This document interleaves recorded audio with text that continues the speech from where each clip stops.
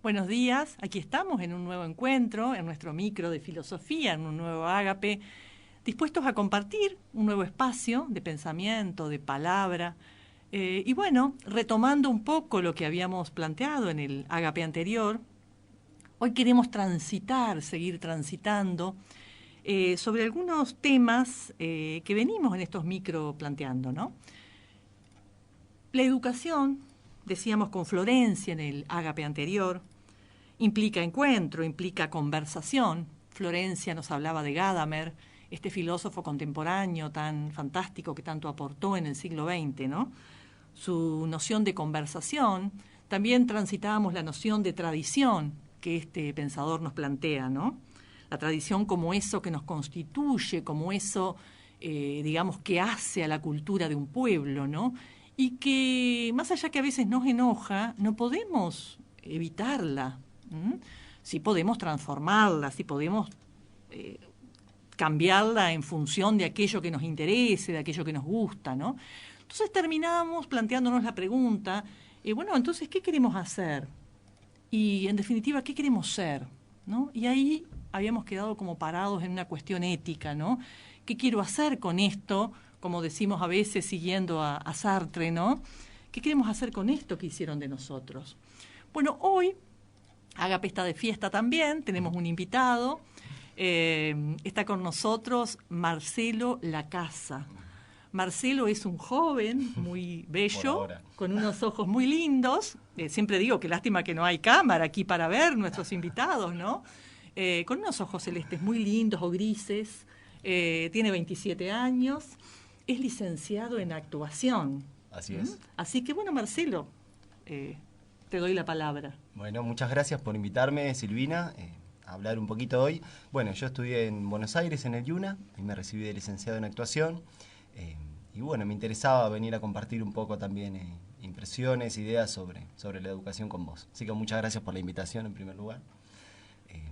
Bueno, desde mi punto de vista, como profesor de teatro y como actor, me gustaría retomar la idea de tradición que mencionaste y de conversación. Me gustaría poner el foco en que la educación y el aprendizaje es una dialéctica siempre, ¿no? Desde mi punto de vista. Por lo menos desde el punto de vista del actor, uno trabaja con lo que trae, ¿no? Con lo que trae en el cuerpo, con lo que trae en la mente, con los condicionamientos, ¿no? Y cómo poder observarlos y comprenderlos para, como vos bien dijiste, transformarlos, ¿no? Para poder expresarlos y no ser gobernado por ese condicionamiento. Tanto físicamente, en tensiones, en posturas, como en ideas, ¿no?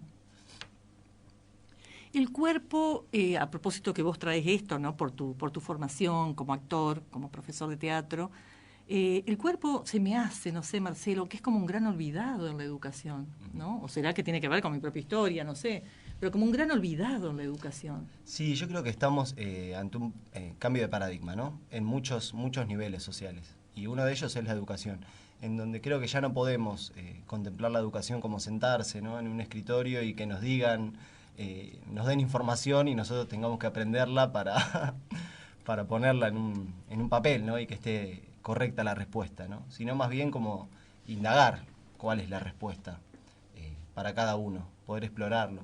Y también entender que es parte del aprendizaje escuchar el propio cuerpo. Y que el niño, la persona que está creciendo, tiene que entender por qué me enseñan esto, para qué me sirve en la vida, y poder ponerlo en dinámica, digamos, que la educación pueda empezar a tener aspectos más dinámicos, poder explorar cosas más concretas, prácticas, que hasta ahora no vienen siendo así, ¿no? Sino que es la persona que se pone ahí arriba, el profesor, y nos dice es el que tiene la razón y no se puede cuestionar. Entonces poder empezar a entender eso, ¿no? Que la persona, así como en el teatro todos somos diferentes y tenemos diferentes historias, también es así en la vida. Y poder escuchar también al niño, porque el niño sabe más de lo que creemos, ¿no? Y a veces nos sorprende. El problema es que nos olvidamos de sorprendernos y de que esa persona, esa personita también puede enseñarnos y compartir su experiencia. No solo, o sea, que pensaba, ¿no? Con un pensador que me gusta mucho leer, Ken Wilber, dice, es que no es que tenemos un cuerpo, somos un cuerpo, dice Ken Wilber, y nos olvidamos de esto, ¿no? Y pensaba, siguiendo con esto de la educación, ¿no? Y escuchándote, que es más, el cuerpo ha sido algo invisibilizado en la educación. Por eso los niños han sido en la educación a veces personajes molestos, porque los niños se expresan y se expresan con el cuerpo, como vos decís, ¿no? Se expresan con la vida que tienen y bueno, y el cuerpo ellos lo tienen claro que es parte de su vida y nosotros por ahí nos vamos como olvidando, ¿no? En esta cuestión. Sí, es muy interesante ver cuando en las clases de teatro, ¿no? Ahora en la Ciudad Cultural damos a niños, adolescentes y adultos, ¿no? Entonces se puede ver como un proceso y es interesante ver cómo el niño está suelto todavía, ¿no? Y juega y se anima a jugar y a proponer y cómo las cosas que hace con su cuerpo y uno se maravilla, es conmovedor. Y ya en la adolescencia empieza a ver algo cerrado, ¿no? Como la espalda, la columna, la expresión, la timidez, porque nos enseñan, digamos, que hay un bien y un mal, ¿no? En la educación. Digamos, el cuerpo, hay algo tradicional, ancestral, ¿no? En donde entra también la iglesia y lo que es lo canonizado de todo nuestro pasado como humanidad, en donde el cuerpo fue muy juzgado, en donde la parte baja del cuerpo tenía que ser censurada porque estaba relacionado al diablo, digamos, ¿no? Entonces hicimos una escisión en el cuerpo humano. Dividimos el bien y el mal. Y entonces nos reprimimos los impulsos, entonces nos duele la parte baja de la espalda, tenemos tensión, cargamos cosas, y entonces el cuerpo no tiene nada que ver con eso, digamos. Vamos a un médico que nos diga qué pastilla o qué inyección nos tenemos que dar para terminar con el dolor. Entonces nos olvidamos de las causas que están antes que los síntomas. Y me parece que la educación tiene que volver a encontrar, ¿no? que es integral el aprendizaje, digamos. Entonces cuando vos, por ejemplo, tocas una tensión física, te das cuenta que ahí atrás hay una emoción y un trauma y hay también una forma de pensamiento que se ha cristalizado. Entonces cuando eso se mueve, primero surge una emoción, se reencuentra la persona con una emoción y después también puede romper esto que hablamos, ¿no? La capa de condicionamiento. Sí. Vos sabés, Marcelo, que nosotros siempre decimos o retomamos, ¿no? Que entendemos la filosofía como este desafío que ya aparecía en el oráculo en Delfos, ¿no? Y que Sócrates se siente conmovido por esto del conócete a ti mismo. Y estoy pensando que esto que vos estás diciendo justamente tiene que ver con una posibilidad de salud y de conocimiento, ¿no? De conocimiento de uno mismo. Sí, y de las capacidades, ¿no? De la plenitud que uno es, ¿no? El ser humano, para mí esto es algo maravilloso, es una potencialidad, ¿no? Es una potencia, donde uno en un momento se cierra y se queda, se conforma, por así decirlo. Pero en realidad si uno explora dentro suyo, el cuerpo mismo es una puerta, ¿no? Para el aprendizaje. Entonces también es importante confiar, ¿no? En confiar en uno, escuchar el cuerpo, escuchar la intuición, y que eso también es una manera de aprendizaje y de estar abiertos a incorporar nuevas cosas, sin juzgar esto que hablamos, ¿no? Uno muchas veces por miedo, o a medida que crece, toma esto, el bien y el mal, o decir yo me pongo de tal lado y no del otro, entonces empieza a vivir en la dualidad, y ahí se queda en un lugar seguro que en realidad es una prisión, en definitiva, en donde no podemos ver que más allá de eso, los opuestos son complementarios siempre. Y también pasa en el cuerpo, ¿no? Como el adentro y el afuera, arriba y abajo, esos principios, bueno, del Kybalión, tan antiguos y tan aplicables a todo. Pensaba, ¿no? Cuando te escuchaba, que en realidad donde hay decisión hay enfermedad y donde hay unidad hay salud, ¿no? Esto que vos estabas diciendo me daba como una cosa así de como de paz, como de equilibrio, cuando recuperamos esa unidad que perdemos, ¿no? De hecho, bueno, en la China no se habla de enfermedad, sino de desequilibrio.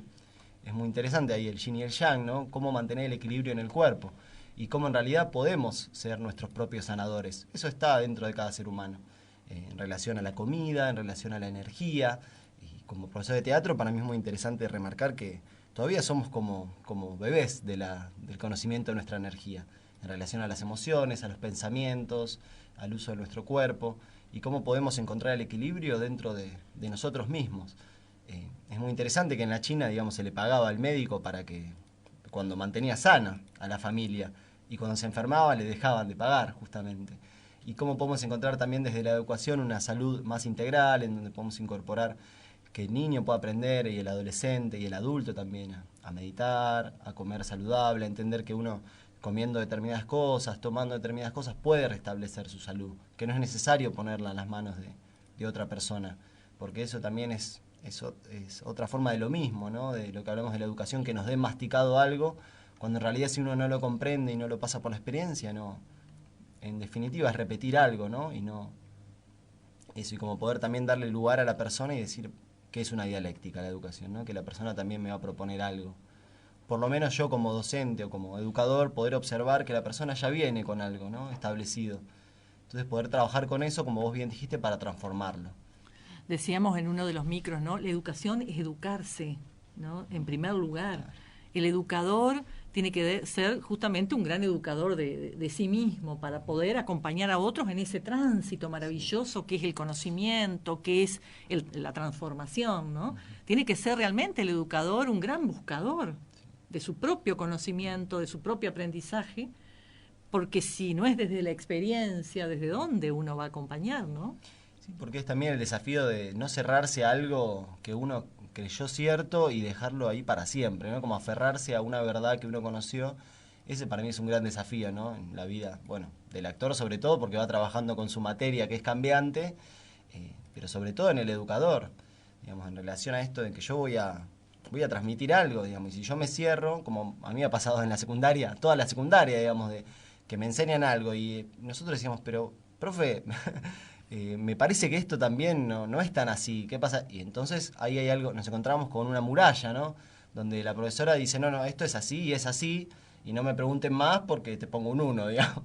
Digamos, ese poder, cómo poder decir, bueno, no, transformar eso, decir, abrir al diálogo y eso, no tomar el poder, como también si no está la dictadura de la educación en un momento en donde también el adolescente, el niño se resigna a que se encuentra con una pared cada vez que quiere proponer algo, cada vez que quiere exponer su punto de vista que es diferente, y entonces se resigna y dice, bueno, voy a poner en la prueba lo que me acuerdo, y entonces deja de ser un aprendizaje, digamos, y se vuelve a conformar al sistema.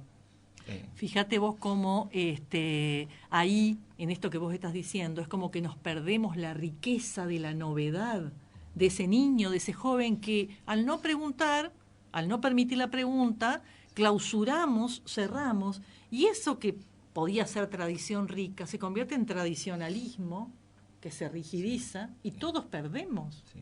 ¿No? Sí, se cierra en una forma de ver las cosas que es, como vos bien dijiste, divide y enferma a la vez, ¿no? Bueno, estamos viviendo en una época de guerra, de divisiones, sí.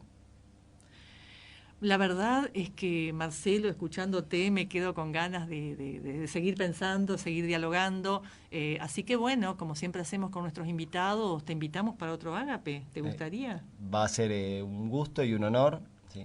Perdón, y quería redondear un poco más esta idea que me quedé medio en blanco recién, que es como la idea también de que el educador es un facilitador, ¿no? En él está la responsabilidad de abrir el grupo, es como decir, bueno, yo tengo un grupo que coordino y que guío, entonces está en mí abrir, ¿no? Este lugar de decir, bueno, escucho que hay otros puntos de vista y digamos, no pongo mi idea como la que tiene que ser, como que eso, los educadores podamos tener esta apertura, ¿no? A escuchar también lo que nos proponen los niños, los adolescentes, los adultos, la persona que tengo adelante para que pueda ser realmente un aprendizaje y enriquecernos, ¿no? Y no quedar como la bajada de línea que viene siendo hasta ahora la educación. Creo que estamos viviendo y van a ser en estos años una etapa de transformación para la educación y eso me entusiasma. Bueno, Marcelo, gracias por la esperanza y por plantearnos este panorama así como sanador. Y bueno, te vuelvo a decir que agradecemos tu presencia en el micro y bueno, ojalá podamos compartir otro. Muchas gracias. Muchas gracias a vos, Silvina. Hasta la próxima.